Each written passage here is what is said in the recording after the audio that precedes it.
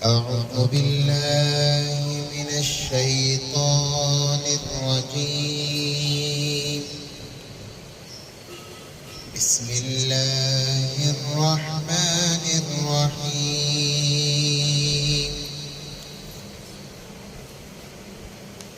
يا أيها الذين آمنوا استعينوا بالصبر والصلاة إن الله مع الصابرين.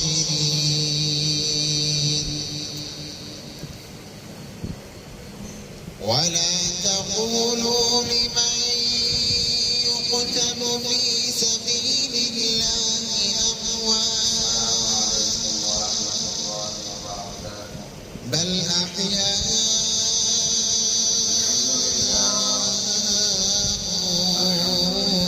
ولكن لا تشعرون. ولنبلونكم بشيء من الخوف والجوع ونقص من الأموال.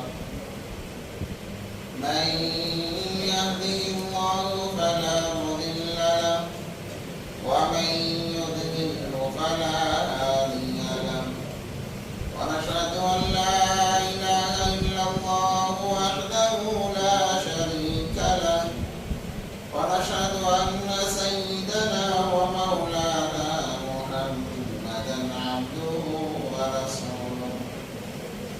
أما بعد، قال الله تبارك وتعالى في القرآن المجيد والفرقان الحميد: أعوذ بالله من الشيطان الرجيم.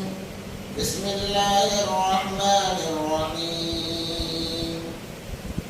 لقد من الله على المؤمنين إذ بعث فيهم رسولا وقال تعالى: ألم يجدك يتيما فآوى. صدق الله العظيم. قال النبي صلى الله عليه وسلم: لا يؤمن أحدكم حتى أكون أحب إليه من والده وولده والناس أجمعين. وقال النبي صلى الله عليه وسلم: المسلم أخو المسلم، أو كما قال عليه الصلاة والسلام.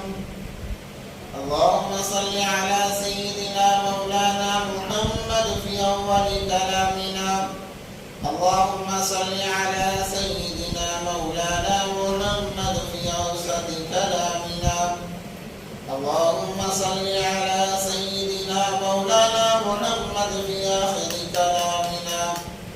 اللهم لك الحمد كما أنت أهله، فصل على محمد كما أنت أهله، وافعل بنا ما أنت أهله، فإنك أنت أهل التقوى وأهل المغفرة. اللهم صل على محمد كلما ذكره الذاكرون، وصل على محمد كلما غفل عن ذكره الغافلون. رب اشرح لي صدري ويسر لي أمري واحلل عقدة من لساني يفقه قولي. اللهم صل على محمد وآله ألف ألف مرة. اللهم صل على محمد وآله ألف ألف مرة. اللهم صل على محمد وآله ألف ألف مرة. محترم ومعزز سامعین کرام، مددگار ایک مرتبہ دل کی گہرائیوں کے ساتھ میں درود پاک پڑھ لیں. اللهم صل على سيدنا محمد وعلى آل سيدنا محمد وبارك وسلم. محترم و معزز سامعین کرام، اللہ تبارک و تعالیٰ کی ذات براء البراء ہے. اللہ تبارک و تعالیٰ جب چاہتے ہیں جیسے جیسے چاہتے ہیں اپنے نظام کائنات کے اندر تبدیلیاں لاتے ہیں. ان تبدیلیاں لانے کے لیے کوئی نے انہیں روک نہیں سکتا، کوئی ٹوک نہیں سکتا. ایک نظام اللہ تبارک و تعالیٰ نے چلایا ہے اور تمام مخلوقات کو اس نظام کا پابند بنایا ہے. البتہ جیسے کہ آپ نے گزشتہ ہفتہ سماعت فرمایا کہ اللہ تبارک و تعالیٰ نے ہمارے اور آپ کی ہدایت کے لیے دو جہاں کے سردار حضرت محمد مصطفیٰ صلی اللہ علیہ وسلم کو دنیا کی تاریکی دور کرنے کے لیے، لوگوں کے دلوں کی ظلمت کو دور کرنے کے لیے مبعوث فرمایا، دنیا کے اندر بھیجا تاکہ ان کے ذریعے سے اللہ تبارک و تعالیٰ دنیا کی تاریکی بھی دور کرے. لوگوں کے دلوں کے اندر جو نافرمانی کی وجہ سے تاریکی پھیلی ہوئی ہے اس تاریکی کو بھی دور کرنا ہے. جیسا کہ آپ نے سماعت فرمایا اللہ تبارک و تعالیٰ نے نبی پاک صلی اللہ علیہ وسلم کو ہر چیز اعلیٰ سے اعلیٰ عطا فرمائی، ہر چیز اعلیٰ سے اعلیٰ عطا فرمائی، اور تمام کے لیے یہ اعلان فرما دیا کہ جو محمد سے جڑ گیا تو اللہ تبارک و تعالیٰ اس جڑنے کی وجہ سے اللہ اس کی دنیا بھی چمکائیں گے، آخرت بھی چمکائیں گے. جس نے بھی نبی پاک صلی اللہ علیہ وسلم سے لو لگا لی، دل لگا لیا، ان سے محبت فرما لی، ان سے جڑ گیا، وہ کبھی دنیا میں ناکام نہیں ہو سکتا. مثال ہمارے سامنے ہے صحابہ کرام رضوان اللہ تعالی علیہم اجمعین کی. انہوں نے نبی پاک صلی اللہ علیہ وسلم کے ہر لفظ کو سینے سے لگایا، ایک ایک سنت کو زندہ کیا. اللہ نے ایسا چمکایا رہتی دنیا تک ان کا نام ادب و احترام کے ساتھ لیا جاتا ہے. کسی صحابی کا نام آئے تو انسان رضی اللہ عنہ کہتا ہے کہ اللہ ان سے راضی ہو گیا، وہ اللہ سے راضی ہو گئے. رضی اللہ عنہم ورضوا عنہ، قرآن کہتا ہے کہ اللہ ان سے راضی ہو گئے، وہ بھی اللہ سے راضی ہو گئے. جب راضی ہو گئے تب ناراض ہونے کا کوئی سوال ہی پیدا نہیں ہوتا. اور انسان جو انسان نبی پاک صلی اللہ علیہ وسلم کے عادات و اخلاق کو، ان کی سنتوں کو اپنی زندگی میں بسا لیتا ہے، اللہ تبارک و تعالیٰ انہیں بھی چمکاتے ہیں. رہتی دنیا تک نام ان کا جب آئے گا انسان رحمت اللہ علیہ کہنے پر مجبور رہے گا. مثال اولیاء اعظام کو دیکھ لیجئے، اولیاء کرام کو دیکھ لیجئے. جتنے اولیاء کرام گزرے ہیں، شیخ عبد القادر جیلانی ہو، جنید بغدادی ہو، بختیار کاکی ہو، رحمہم اللہ علیہم اجمعین، یہ تمام اولیاء کرام ہزاروں کی تعداد میں انہوں نے اپنے آپ کو نبی سے جوڑا، نبی پاک صلی اللہ علیہ وسلم کی سنتوں کو اپنایا، اپنے سینے سے لگایا. اللہ تبارک و تعالیٰ نے انہیں بھی چمکا دیا. لوگ ان کا نام ادب و احترام سے لیتے ہیں. جب ان کا نام آئے رحمت اللہ علیہ کہتے ہیں، ان کے لیے دعائیں کرتے ہیں، ان کے وسیلے دیتے ہیں. کیوں؟ اس لیے کہ انہوں نے نبی پاک صلی اللہ علیہ وسلم کو اپنے زندگی کا مقصد بنا لیا، ان کی زندگی کو اپنے زندگی کا مقصد بنا لیا، ان کی سیرتوں کو اپنا لیا، ان کے سنتوں کو اپنا لیا، ان کے کردار کو اپنا لیا، ان کے اخلاق کو اپنا لیا، تو یہ بھی کامیاب رہے. ویسے ہی جو انسان قیامت تک نبی پاک صلی اللہ علیہ وسلم کی سنتوں کو اپنائے گا، نبی پاک صلی اللہ علیہ وسلم کی زندگی کے پہلو کو دیکھ کر زندگی گزارے گا، اللہ اسے بھی چمکائیں گے. اللہ کے لیے کوئی مشکل نہیں. یہ نہیں ہو سکتا کہ اب اولیاء اکرام کی تعداد 1,00,000 تھی، وہ 1,00,000 مکمل ہو گئی، اب کوئی ولی نہیں بنے گا، ایسا معاملہ نہیں ہے. نبوت کا سلسلہ ختم ہوا ہے، انسان نبی نہیں بن سکتا. صحابیت کا سلسلہ ختم ہوا ہے، کوئی انسان صحابی نہیں بن سکتا. ولایت کا سلسلہ ختم نہیں ہوا ہے، وہ قیامت تک چلے گا. جو انسان نبی پاک صلی اللہ علیہ وسلم کی سنتوں کو زندہ کرے گا، وہ مرنے سے پہلے ولایت کا تاج پہن کر مرے گا. جب ربیع الثانی کا مہینہ آتا ہے، بعض لوگ پیرانے پیر شیخ عبد القادر جیلانی رحمت اللہ علیہ کے نام کا تذکرہ کرتے ہیں، ان کے نام سے 11ویں واری مناتے ہیں، ان کے نام کے چرچے کرتے ہیں، تو ان کو جو مقام ملا ہے اسی راہ پر چل کر وہ مقام ملا ہے۔ ولایت قیامت تک چلے گی، ولایت کبھی بند نہیں ہوگی۔ شرط یہ ہے کہ انسان اپنے آپ کو کامیاب بنانے کے لیے، اپنے آپ کو ولایت کے درجے پر پہنچانے کے لیے ایک ایک سنت کو زندہ کرنا پڑے گا۔ نبی پاک صلی اللہ علیہ وسلم کے عادات و ادوار کو اپنانا پڑے گا۔ جب نبی پاک صلی اللہ علیہ وسلم کی ولادت ہوئی، بہت ساری عورتیں آئی تھیں، مگر محبت ان کے دل میں نہیں تھی۔ عورتوں نے پوچھا کوئی بچہ ہے؟ کہاں ہے بچہ ہے؟ پوچھا باپ زندہ ہے؟ کہا کہ باپ زندہ نہیں۔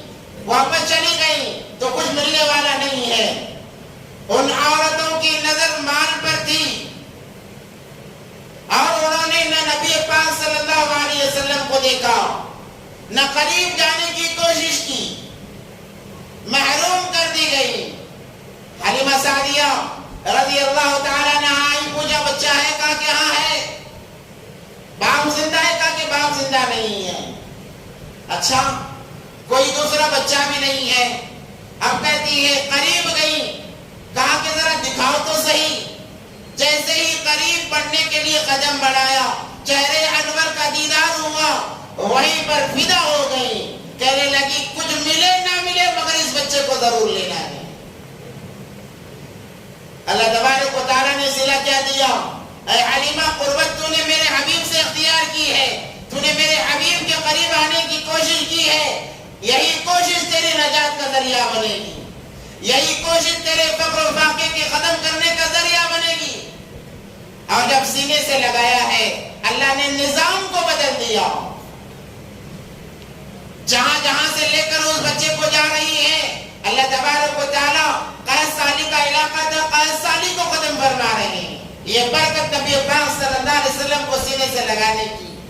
گھر کے اندر جو انوار، جو برکات تھے، اس کے کیا کہنے؟ حلیمہ سعدیہ کہتی ہیں کہ میں بیان نہیں کر سکتی۔ دیکھتے ہی دیکھتے 2 سال گزر گئے۔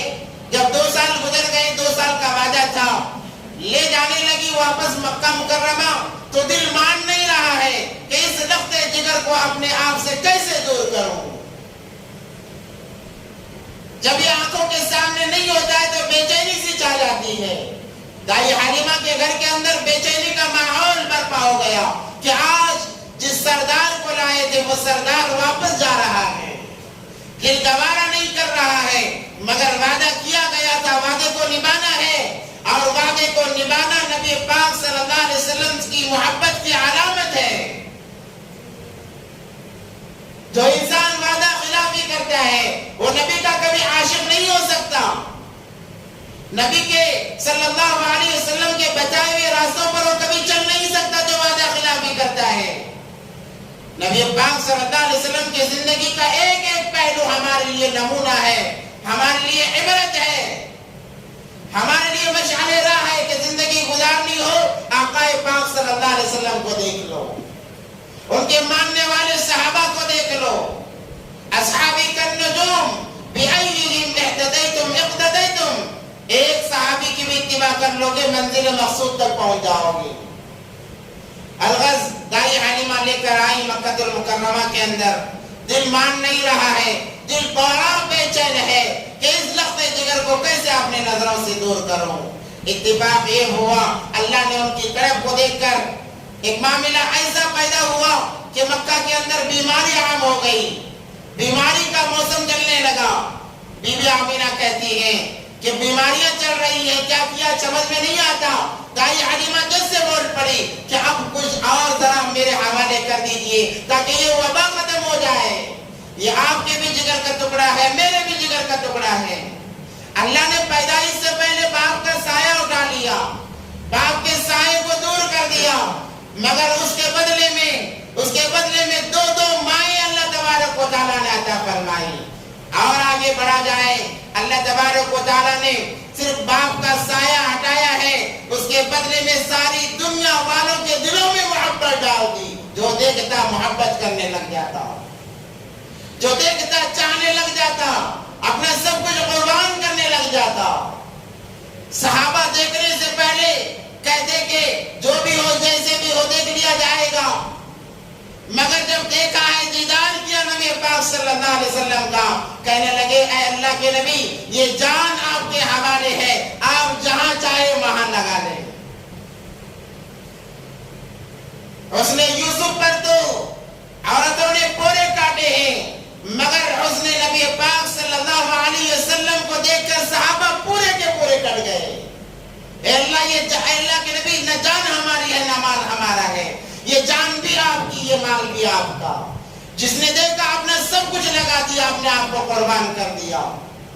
تو بی بی آمینہ بیماری کے وبا کی وجہ سے کہتی ہے کہ لے جاؤ، تو دائی حلیمہ کو دوسرا موقع ملا، لائی، مکمل 4 سال اپنے پاس رکھی ہیں۔ 4 سال کا عرصہ حضرت دائی حلیمہ رضی اللہ تعالیٰ عنہ کے پاس آپ صلی اللہ علیہ وسلم نے قیام فرمایا۔ اس کے بعد میں جب مدت ختم ہوئی دوبارہ بی بی آمینہ کے حوالے کر دیا گیا، مگر دائی حلیمہ ہمیشہ بے چین رہتی، وقفے سے آ کر دیدار کر لیا کرتی کہ اس کو نہ دیکھو تو دن گزرتا نہیں ہے، اس کو نہ دیکھو تو راتیں گزرتے نہیں ہیں۔ وقفے سے آ کر دیدار ہو رہا ہے۔ انسان ہی نہیں، جانور بھی آپ پر ایسے فدا ہیں کہ بیان کرنا مشکل ہے۔ سیرت نگاروں نے ایک واقعہ لکھا ہے، اہل علماء فرماتے ہیں، علماء کرام، کہ سیرت نگار نبی پاک صلی اللہ علیہ وسلم کی جب صفات کو بیان کرتے ہیں، ان کی تعریف کرتے ہیں، کچھ زیادتیاں بھی کر دیتے ہیں۔ تو سیرت نگاروں نے ایک واقعہ لکھا ہے کہ نبی پاک صلی اللہ علیہ وسلم بکریاں چرانے جایا کرتے ہیں، بچپن ہی سے بکریاں چراتے تھے، بعد میں بھی بکریاں چرائی ہیں نبی پاک صلی اللہ علیہ وسلم نے، اور تقریباً ہر نبی نے بکریاں چرائی ہیں۔ خاصیت کیا؟ علماء کرام فرماتے ہیں بکریاں چرانے والے کے دل کے اندر صبر کا مادہ پیدا ہوتا ہے، وہ صبر کرنے والا بنتا ہے، کیونکہ بکریاں بڑے تنگ کرتی ہیں، اور وہ مخلوق ایسی ہے زور سے مارو مر جائیں گی، انہیں نہ زور سے مارا جا سکتا ہے بلکہ انہیں بہت سنبھال کر رکھنے کی ضرورت ہوتی ہے۔ تقریباً انبیاء کرام نے بکریوں کو چرایا ہے۔ تو نبی پاک صلی اللہ علیہ وسلم جب بکریاں چرانے جاتے، بکریاں کہیں دور جاتی ہی نہیں، کچھ چرتی ہی نہیں، ہمیشہ نبی پاک صلی اللہ علیہ وسلم کے اطراف رہتی ہیں۔ اور بعض کہتے ہیں اگر کہیں کوئی بکری دور بھی چلی جائے تو بھیڑیے انہیں ہانک کر لا کر انہیں قریب کر دیتے ہیں کہ تم اس مجمع سے الگ نہ ہو۔ نبی پاک صلی اللہ علیہ وسلم کو جا کر ہانکنے کی ضرورت نہ ہوتی، بھیڑیے ان کے رکھوالی کیا کرتے۔ بھیڑیا تو بکری کا بڑا دشمن ہوتا ہے، مگر نبی پاک صلی اللہ علیہ وسلم کی محبت میں وہ بھیڑیے ان بکریوں کی رکھوالی کرتے۔ تو ایک مرتبہ نبی پاک صلی اللہ علیہ وسلم کو بخار ہوا، جس کی وجہ سے دائی حلیمہ نے کہا کہ آپ نہ جائیں، آپ کی طبیعت خراب ہے، طبیعت ناساز ہے۔ انہیں 2 دن روک لیا گیا گھر کے اندر، انہوں نے اصرار کیا، پھر بھی روک لیا گیا۔ تو حضرت عبداللہ یشیمہ بھاگتے ہوئی آئی اور کہنے لگی امی جان آج تو ختم ہو گیا۔ کہا کہ کیا ہوا؟ آج تو سب سے زیادہ دودھ دینے والی بکری ہے، بھیڑیے نے اس بکری کو پکڑ لیا۔ جانوروں کی محبت نبی پاک صلی اللہ علیہ وسلم سے وہ بتا رہا ہوں۔ تو دائی حلیمہ پریشان ہو گئی کہ بکری کو دودھ دینے والی، زیادہ دودھ دینے والی بکری کو پکڑ لیا، کیا معاملہ ہے؟ پریشانی کا ماحول چھا گیا۔ نبی پاک صلی اللہ علیہ وسلم آرام فرما رہے تھے، کم عمری ہے، 4 سال کی عمر ہے۔ اب یہ سوچیں گے کہ 4 سال کا بچہ کیسے چلے پھرے گا؟ آپ کو بتا دوں سیرت نگاروں نے لکھا ہے نبی پاک صلی اللہ علیہ وسلم 8 سال کی عمر میں ایسا چلتے جیسے بڑا آدمی چلتا ہے۔ 1 سال کے اندر انہوں نے ایسی گفتگو فرمائی جیسے ایک بڑا انسان بات کرتا ہے۔ وہ خاصیت ہے نبی پاک صلی اللہ علیہ وسلم کی۔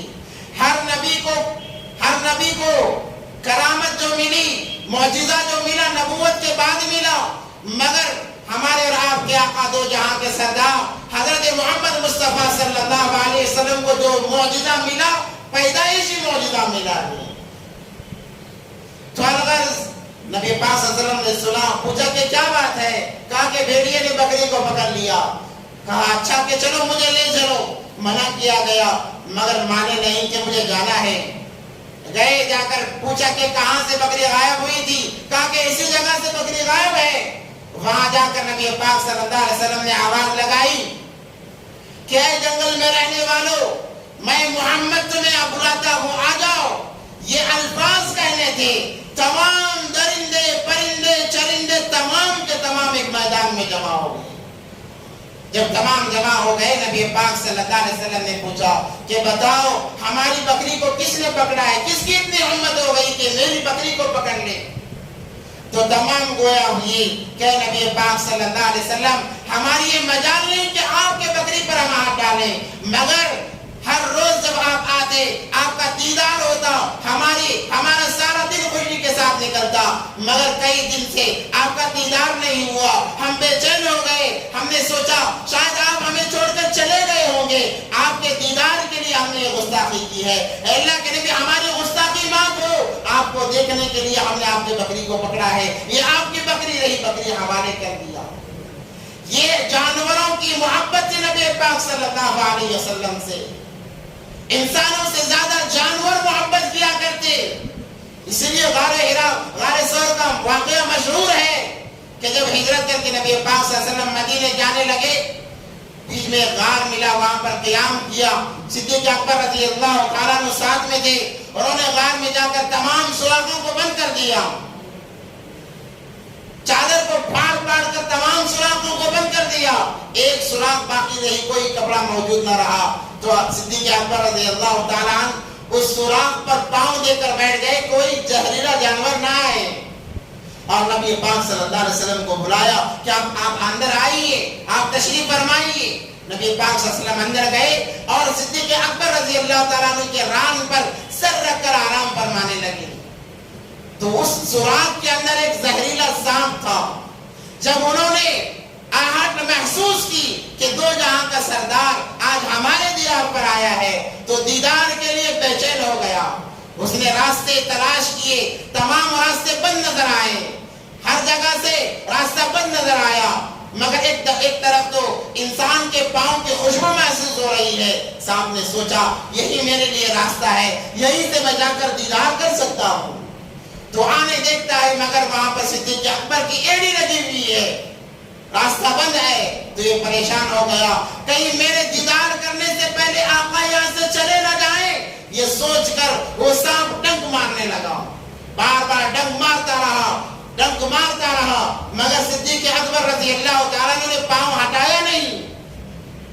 حالانکہ سانپ زیادہ ڈنک مارتا نہیں، ایک سے دو مرتبہ ڈنک مار دے اس کا زہر ختم ہو جاتا ہے، پھر زہر کے لیے اسے انتظار کرنا ہوتا ہے، مگر یہ بار بار ڈنک مارتا رہا، جس کی وجہ سے صدیق اکبر رضی اللہ تعالیٰ عنہ کے سارے بدن کے اندر زہر پھیل گیا اور ان کا رنگ زرد پڑ گیا۔ تکلیف ایسی محسوس ہونے لگی کہ برداشت کے باہر ہے، مگر نبی پاک صلی اللہ علیہ وسلم کو جگایا نہیں، کہیں آپ کے نیند میں خلل نہ پڑ جائے، تکلیف کو برداشت کیا۔ یہ عاشق رسول ہوتا ہے، نبی سے سچا محبت کرنے والا جو ایسا ہوتا ہے، جان جانے والی ہے، کوئی پرواہ نہیں، نبی کے نیند میں خلل نہ ہو، نیند کے اندر خلل نہ آئے، انتظار کرتے رہے، برداشت کرتے رہے۔ جب برداشت کے باہر ہو گیا، آنکھوں سے آنسو کا قطرہ بہہ کر رخسار انور پر پڑ گیا۔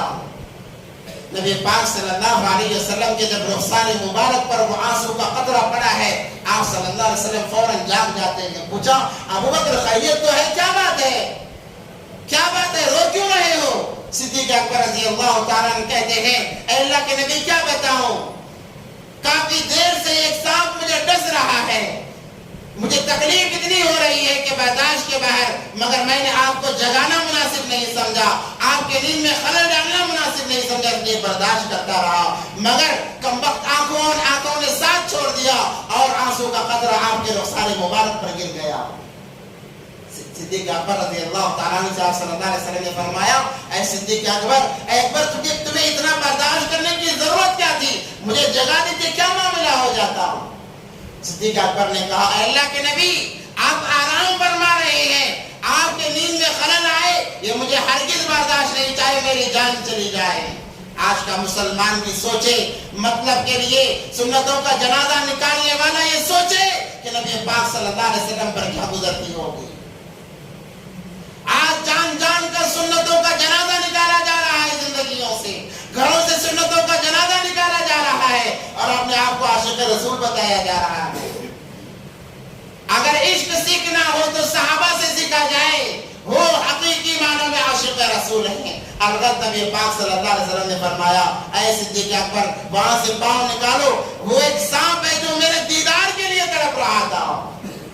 اس نے اللہ سے اجازت مانگی، اللہ نے اجازت دی، مگر تم بیچ میں آڑ بنے رہے، اس لیے تمہیں وہ ڈستا رہا، وہ تو میرا دیدار کرنا چاہتا تھا۔ پاؤں نکالو، نکالنے کے بعد سانپ آیا، دیدار کیا، اپنے انداز میں بات کی اور واپس چلا گیا۔ نبی پاک صلی اللہ علیہ وسلم نے اپنا لعاب مبارک دسنے کی جگہ پر لگایا تو صدیق اکبر ٹھیک ہو گئے۔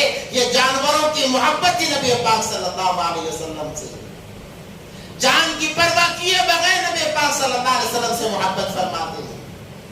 آج ہم بھی مسلمان ہیں جن کے صدقے میں نبی پاک صلی اللہ علیہ وسلم کے ہم امتی کہلانے والے ہیں، ہماری محبت کا کیا عالم ہم اندازہ لگا سکتے ہیں۔ الغرض حضرت نبی پاک صلی اللہ علیہ وسلم کو دائی حلیمہ نے بی بی آمینہ کے حوالے کر دیا۔ پیدائش سے پہلے باپ کے سائے سے محروم، اور جب پیدا ہوئے 4 سال کے ہوئے ماں کے ساتھ وقت گزارنے لگے، 2 سال ماں کے ساتھ میں رہے ہیں۔ نبی پاک صلی اللہ علیہ وسلم نے کتنی تکلیفیں برداشت کی ہیں اندازہ نہیں لگا سکتے۔ 2 سال ماں کے ساتھ رہے، ماں کے ساتھ مدینہ المنورہ گئے، واپسی میں ماں کا انتقال۔ نبی پاک صلی اللہ علیہ وسلم کی عمر مبارک 6 سال کی تھی، ماں کا انتقال ہو گیا۔ بیچ راستے میں سفر میں ابوا کے مقام پر ماں کا بھی انتقال ہو گیا۔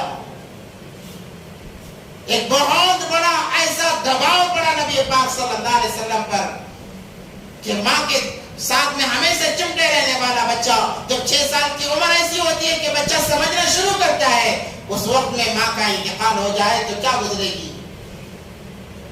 حضرت ام ایمن کے ہمراہ مکہ المکرمہ آئے، اس کے بعد میں عبد المطلب جو دادا تھے ان کی پرورش میں رہے، وہ بھی کوئی کسر نہیں چھوڑتے تھے ان کی پرورش کا۔ اور 2 سال گزرے ہیں کہ دادا عبد المطلب کا بھی انتقال ہو گیا۔ اللہ تبارک و تعالی ہر سہارے کو چھین رہے ہیں۔ کوئی یہ نہ کہے ارے وہ محمد صلی اللہ علیہ وسلم تو ماں نے ان کی دیکھ بھال کی ہے، باپ نے دیکھ بھال کی ہے، دادا نے دیکھ بھال کی ہے، کوئی یہ نہ کہے۔ اللہ بتانا چاہتے ہیں یہ میرا حبیب ہے، ان کی پرورش بھی صرف میں کروں گا، میں کروں گا، ان کو تعلیم میں دوں گا۔ اگر وہ کھیلنا چاہیں میں چاند تاروں کو لا کے حوالے کر دوں گا۔ دائی حلیمہ فرماتی ہے ایک رات میں نے بچے کو دودھ پلایا نبی پاک صلی اللہ علیہ وسلم کو اور سلایا، میں دیکھ رہی تھی کہ میرے بیٹے نے نبی پاک صلی اللہ علیہ وسلم نے یوں شہادت کی انگلی آسمان کی طرف اٹھائی، کبھی انگلی اس طرف کر رہے ہیں، کبھی انگلی اس طرف کر رہے ہیں۔ دائی حلیمہ کہتی ہے میں پریشان ہو گئی، کیا ہو گیا میرے بچے کو کہ بار بار انگلیاں گھما رہے ہیں۔ میں نے انگلی کے اندازے سے لگایا اور میں نے آسمان کی طرف جب دیکھا تو میرا لخت جگر، میرا نور نظر کھیل رہا ہے تو چاند سے کھیل رہا ہے۔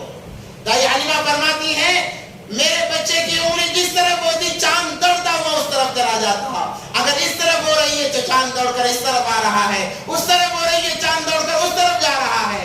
اللہ نے بتا دیا کہ اے حبیب آپ کو کھلونے کی ضرورت ہوگی، آپ کو چاند تارے کھیلنے کے لیے دے دیے جائیں گے، آپ فکر نہ کریں۔ آپ دادا عبد المطلب کا بھی انتقال ہو گیا، 8 سال کی عمر ہے، دادا کا سایہ سر سے اڑ گیا۔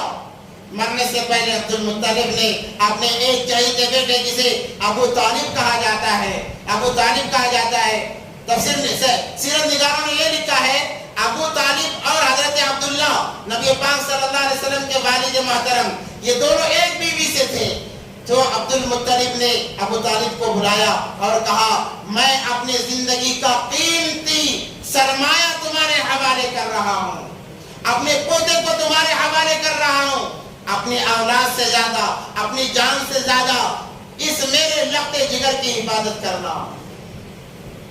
ابو طالب سے وعدہ لیا گیا اور ابو طالب نے بھی کوئی کسر نہیں چھوڑی ہے، کوئی کسر نہیں چھوڑی ہے۔ اب دادا کا سایہ اڑ گیا، ابو طالب کے ساتھ میں یہ رہے ہیں، پلے گئے بڑے گئے، اخلاق ایسے، عادات ایسے کہ نبوت سے پہلے مکے کا کافر آپ کو صادق کہتا، آپ کو امین کہتا۔ صادق اور امین کا لقب مکے والوں نے آپ کو نبوت سے پہلے دیا تھا۔ ایک معاملہ پیش آیا کہ کعبۃ اللہ کی تعمیر کا معاملہ تھا، اس وقت میں حجر اسود کا جب رکھنے کا معاملہ آیا، لوگوں میں جنگیں ہونے کے لیے تیار ہو گئی۔ ہر قبیلہ چاہتا کہ ہمارے خاندان والے حجر اسود کو رکھیں، ہر قبیلے والے یہ چاہتے کہ یہ شرف ہمیں حاصل ہو، یہاں تک کہ تلواریں نکل آئیں۔ بہت دن اسی معاملے میں چلے گئے، تعمیر رکی رہی۔ کسی عمر رسیدہ نے ایک فیصلہ یہ کیا کہ دیکھو لڑنے سے کچھ ہونے والا نہیں ہے، ایک کام کریں گے، کل صبح مکہ مکرمہ کے اندر بیت اللہ میں جو سب سے پہلے آئے گا اس کے فیصلے پر ہم تمام راضی ہو جائیں گے۔ یہ فیصلے کو سب نے منظور کیا اور ساری رات ٹکٹکی لگا کر دیکھتے رہے، انتظار میں رہے کہ کون پہلے آتا ہے۔ تو دیکھا انہوں نے کہ دو جہاں کے سردار نبی پاک صلی اللہ علیہ وسلم تشریف لا رہے ہیں۔ جیسے انہیں کعبۃ اللہ کے اندر دیکھا، تمام کے زبان سے نکلا اور ہر ایک نے نعرہ لگایا، یہ تو صادق الامین ہیں، یہ تو صادق اور سچے ہیں، یہ جو فیصلہ کریں گے ہم اس فیصلے پر راضی رہیں گے۔ نبی پاک صلی اللہ علیہ وسلم نے حکمت عملی کے ذریعے سے یہ کیا کہ تمام قبیلے کے ایک ایک فرد کو جمع کیا، تمام قبیلے کے ایک ایک فرد کو جمع کیا اور ایک بڑی چادر منگوائی۔ حجر اسود کو نبی پاک صلی اللہ علیہ وسلم نے اپنے ہاتھوں سے اس چادر کے بیچوں بیچ رکھا اور ہر قبیلے کے ایک فرد کو کہا کہ چادر کا کونا پکڑا جائے۔ ایسے طریقے سے حجر اسود کو کعبۃ اللہ کے پاس لایا گیا۔ اس کے بعد نبی پاک صلی اللہ علیہ وسلم نے حجر اسود کو اپنے ہاتھ مبارک سے رکھا، تب جا کر یہ بڑا معاملہ، یہ فتنہ ختم ہوا ہے، ورنہ کئی جانیں چلی جاتی۔ یہ عادات و اخلاق تھے نبی پاک صلی اللہ علیہ وسلم کے۔ آج ان اخلاق کو اپنانے کی ضرورت ہے سب سے زیادہ۔ جب تک انسان ان اخلاق کو نہ اپنائے گا، انسان کامیاب ہو نہیں سکتا۔ اس کے بعد نبی پاک صلی اللہ علیہ وسلم نے تجارت شروع کی۔ تجارت کے اندر کیا امانت داری، ہر کوئی یہ چاہتا کہ ہمارا مال محمد صلی اللہ علیہ وسلم لے جائیں، وہ تجارت کریں ہمارے مال کی۔ ہر کوئی یہ چاہتا، مکے کا بڑا سے بڑا انسان بھی یہ چاہتا کہ ہمارا مال ان کے ذریعے سے جائے، نفع بھی زیادہ ہوتا ہے اور ایمانداری اتنی کہ ایک آنا نہ ادھر ہو سکتا ہے نہ ادھر ہو سکتا ہے۔ ایسی ایمانداری تھی، ایسی امانت تھی، ایسی دیانت تھی۔ آج ہم دیکھیں ہمارے اندر کتنی امانت داری ہے، کتنی دیانت داری ہے۔ امانت کا مال ہم اپنی جاگیر سمجھتے ہیں کہ یہ تو میری جاگیر ہے، اور جب جس نے امانت رکھوائی ہے وہ پوچھنے کے لیے آتا ہے تو اس پر آوازیں کسی جاتی ہیں، جب ملے گا تب ہم واپس کریں گے، اب جاؤ ورنہ ہم نہیں دیں گے، تم کیا کر لو گے۔ یہ الفاظ یہ مشرکانہ ہیں، یہ منافقانہ ہیں۔ امانت کے اندر خیانت کرنا یہ منافق کی علامت ہے۔ منافق کی 3 نشانیاں ہیں۔ میں نے تفسیر میں بھی کہا، جو اتوار کے دن تفسیر ہوتی ہے، منافقین کے لیے اللہ تبارک و تعالیٰ نے لگاتار 13 آیتیں نازل فرمائی ہیں اور کہا ان المنافقین فی الدرک الاسفل من النار۔ منافق نبی پاک صلی اللہ علیہ وسلم کے زمانے میں کافروں نے جتنی تکلیف نہیں دی ہے اس سے زیادہ منافقوں نے آپ صلی اللہ علیہ وسلم کو تکلیف دی ہے۔ اللہ تبارک و تعالیٰ نے فرمایا منافقین کو اللہ تبارک و تعالیٰ کل قیامت کے دن جہنم میں سب سے نچلے حصے میں داخل فرمائیں گے، فی الدرک الاسفل من النار، جہاں سے آگ کو دہکایا جاتا ہے، جہاں سب سے زیادہ گرمی رہتی ہے۔ اللہ منافقین کے لیے وہاں پر ان کا مقام رکھا ہے اللہ تبارک و تعالیٰ نے۔ 3 بڑی بڑی نشانیاں ہیں منافقین کی۔ جب بات کرے گا جھوٹ بولے گا، جھوٹ بولنا یہ منافقت کی علامت ہے، منافق کی نشانی ہے۔ جب زبان کھولے گا جھوٹ بولے گا، جب بات کرے گا جھوٹ بولے گا، سچائی اس کے قریب بھی نہیں گزرے گی۔ اور نبی پاک صلی اللہ علیہ وسلم نے فرمایا میری امت کا فرد ظالم ہو سکتا ہے، جابر ہو سکتا ہے، دغاباز ہو سکتا ہے، زانی ہو سکتا ہے، قاتل ہو سکتا ہے، مگر میری امت کا فرد جھوٹا نہیں ہو سکتا۔ کتنی بڑی بات نبی پاک صلی اللہ علیہ وسلم نے فرمائی ہے کہ وہ زانی بھی ہو سکتا ہے مگر جھوٹا نہیں ہو سکتا۔ مگر آج کا مسلمان جھوٹ کو اپنا شیوا بنائے ہوئے ہے، کہتا ہے کہ جھوٹ نہیں بولیں گے کاروبار کیسا چلے گا؟ ارے ویسے کمائی سے بھوکا مر جاؤ، اللہ جنت نصیب فرمائیں گے۔ ویسے کمائی سے بھیک مانگ کر کھا لے، کوئی فرق نہیں پڑے گا، اللہ معاف فرما دیں گے۔ حرام کی کمائی کھانے سے تو اچھا ہے کہ انسان بھوکا مر جائے، زہر کھا لے۔ کہتا ہے کہ جھوٹ نہیں بولیں گے کاروبار کیسا چلے گا، بیوی بچوں کو کیسا پالا جائے گا؟ کیا آج سے پہلے اکابرین نے، اولیاء کرام نے جھوٹ بولے بغیر کاروبار نہیں کیا؟ کیا انہوں نے اپنے بیوی بچوں کو نہیں پالا؟ امام اعظم ابو حنیفہ رحمۃ اللہ علیہ کپڑے کی تجارت کیا کرتے تھے، کپڑے کی تجارت کیا کرتے تھے۔ پتہ چلا کسی نے امانت میں خیانت کرتے ہوئے یا کسی نے امانت میں خیانت کرتے ہوئے ایک بکری ذبح کی ہے اور اس کا گوشت تقسیم ہو گیا قصائی خانوں میں سے، تو انہوں نے 3 سال تک گوشت نہیں کھایا کہ ہو سکتا ہے کہ اس امانت میں خیانت والی بکری کا گوشت میرے گھر نہ آ جائے۔ یہ دیانت تھی، یہ امانت تھی اولیاء کرام کی۔ اور آج کا مسلمان کہتا ہے کہ جھوٹ نہیں تو کیسا بزنس چلے گا، کاروبار کیسا چلے گا؟ نبی پاک صلی اللہ علیہ وسلم کی حدیث کو دیکھو کہ جو جھوٹ بولے وہ ہم میں سے نہیں ہے، نبی پاک صلی اللہ علیہ وسلم کا یہ فرمان، اور یہ منافق کی علامت ہے۔ دوسری علامت امانت میں خیانت کرنا، یہ منافق کی نشانی ہے۔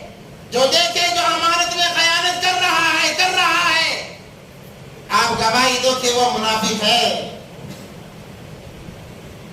اس کے دل میں حقیقی معنوں میں ایمان نہیں ہے۔ اور تیسری علامت فرمائی، پہلی علامت تو جھوٹ فرمایا کہ جو جھوٹ بولے، امانت میں خیانت کرے، امانت میں خیانت کرے۔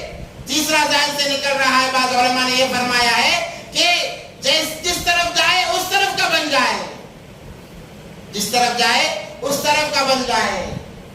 یہ نشانیاں ہیں، یہ علامتیں ہیں منافقین کی۔ نبی پاک صلی اللہ علیہ وسلم جب تجارت کے لیے جاتے، ایک آنا ادھر سے ادھر نہیں ہوتا، تو ہر کوئی چاہتا کہ ہماری تجارت یہ کرے۔ اسی میں سے حضرت خدیجہ الکبریٰ رضی اللہ تعالیٰ عنہا بھی ہیں۔ جب انہوں نے چرچے سنے، نبی پاک صلی اللہ علیہ وسلم کے سامنے اپنی بات کو پیش کیا کہ آپ ہمارے مال کو لے جا کر فروخت کریں، آپ بزنس کریں، آپ تجارت کریں۔ تو نبی پاک صلی اللہ علیہ وسلم نے بھی ان کی اس پیشکش کو قبول کیا، کیونکہ بڑی مالدار خاتون تھی، عزت دار خاتون تھی، بڑی نامور خاتون تھی، اور ان کے مال کو لے جا کر ملک شام میں بیچنے کے لیے جب گئے، ان کے ساتھ میں ان کا غلام زید بھی تھا جو بعد میں ایک صحابی بنے ہیں۔ وہ آ کر فرماتے ہیں کہ ہم نے اس سے پہلے اتنا امانت دار انسان دیکھا ہی نہیں ہے۔ جب انہوں نے تعریف کی حضرت خدیجہ الکبریٰ رضی اللہ تعالیٰ عنہ کے پاس، تو حضرت خدیجہ الکبریٰ رضی اللہ تعالیٰ عنہ نبی پاک صلی اللہ علیہ وسلم سے مانوس ہو گئی، اور انہوں نے نکاح کا پیغام بھیجا نبی پاک صلی اللہ علیہ وسلم کو۔ اس وقت آپ کی عمر 25 سال ہے، محض عمر 25 سال ہے، اور حضرت خدیجہ رضی اللہ تعالیٰ عنہ کی جو عمر ہے وہ 40 سال ہے۔ بڑی نامور خاتون تھی۔ اس سے پہلے مکے کے بڑے بڑے مالداروں نے، بڑے بڑے تاجروں نے نکاح کا پیغام بھیجا، مگر انہوں نے ٹھکرا دیا۔ جب ان کی امانت دیکھی نبی پاک صلی اللہ علیہ وسلم کی، صداقت دیکھی نبی پاک صلی اللہ علیہ وسلم کی، دیانت دیکھی، تو نکاح کا پیغام دیا کہ ہم آپ سے نکاح کرنا چاہتے ہیں۔ ایمان لانے سے پہلے جتنے لوگوں نے بھی، جتنے کفار نے بھی نبی پاک صلی اللہ علیہ وسلم کی قربت اختیار کی، ان کے طرز کو اختیار کیا ہے، اللہ نے انہیں ایمان سے نوازا ہے۔ اس میں سب سے پہلے نمبر پر صدیق اکبر رضی اللہ تعالیٰ عنہ تھے، کہ نبی پاک صلی اللہ علیہ وسلم کی زندگی کے ایک ایک پہلو کو انہوں نے ایمان لانے سے پہلے بھانپا اور اپنایا۔ البتہ جو انسان نبی سے قربت اختیار کرے گا اللہ تبارک و تعالیٰ اس کی دنیا بھی بنائیں گے اور آخرت بھی بنائیں گے. آج ضرورت ہے کہ نبی پاک صلی اللہ علیہ وسلم کے ایک ایک طریقوں کو ہم اپنائیں. آج حالات طریقے نبی پاک صلی اللہ علیہ وسلم کے طریقوں سے دور رہنے کی وجہ سے ہے, ان کے طریقوں کو چھوڑنے کی وجہ سے ہے. جب یہ امت دوبارہ نبی پاک صلی اللہ علیہ وسلم کے طریقوں کو اپنا لے گی اللہ تبارک و تعالیٰ دوبارہ انہیں کامیاب فرمائیں گے, کامران فرمائیں گے اور ان کے چرچے سارے عالم کے اندر پھیلائیں گے اللہ تبارک و تعالیٰ.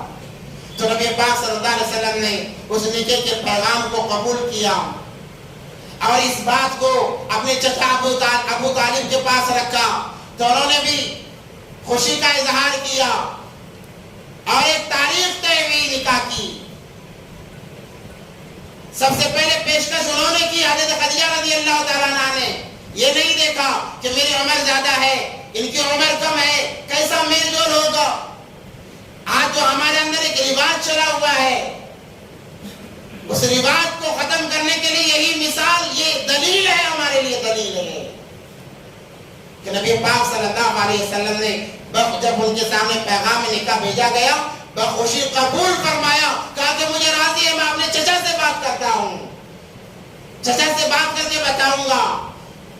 نبی پاک صلی اللہ علیہ وسلم چچا کے پاس گئے اور جا کر بات کی. انشاءاللہ اگر موقع ملا تو سب سے پہلے کیا بات کی اور ابو طالب نے کیا مشورہ دیا نکاح کے متعلق سے, انشاءاللہ اگر موقع رہا اگلے جمعہ بیان کیا جائے گا. وآخر دعوانا الحمدللہ رب العالمین.